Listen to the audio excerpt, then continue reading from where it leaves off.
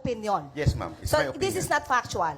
Yes, So ma'am. you cannot prove itong statement mo na walang utos galing sa taas. Yes, ma'am. Ang Oh, yeah. sinasabi ko nga po ay paulit-ulit, kanina pa po, ay opinion po lamang ito.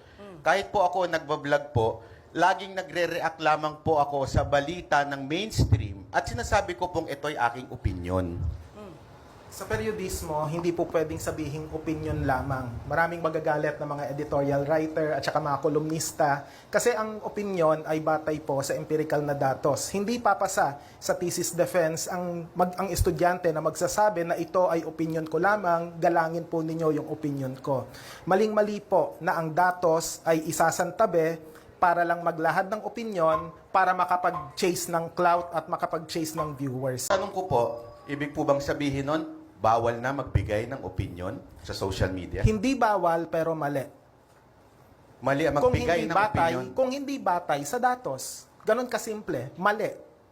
Ganon siya kamali. Kasi maraming malalasong isipan kapag ang opinion ay hindi batay sa katotohanan. Hindi bawal, mali. Salamat. Kaya dito mahalaga yung proseso, yung vetting na tinatawag.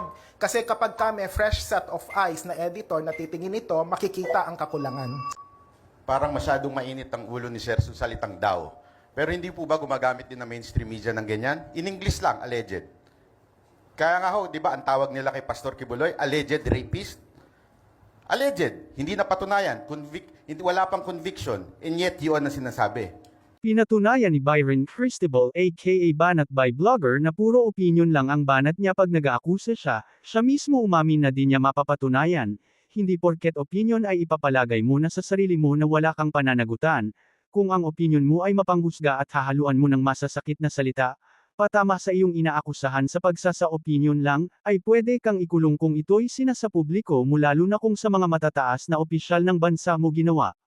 Itong si Byron Cristobal napakasudo nagarapal pa ang bunganga, ni di niya nga alam ang kahulugan ng fugitive, ngayon pinatunayan niya na di niya alam ang pagkakaiba ng opinion, at daw o napag-alaman o ayon kay o di umano. Ang opinion ay sariling paghahaka-haka lang na maaring tama at maaring mali, ngunit ang daw o napag-alaman o ayon kay o di umano ay may batayan na di pagsasa opinion lang. Di rin alam ni Byron Cristobal ang pagkakaiba ng mainstream media o ipinagkukunwari niya lang na ang mainstream media ay legal na institution at ang binabalita ay yung mga naganap o kasalukuyang nangyayari o mangyayari.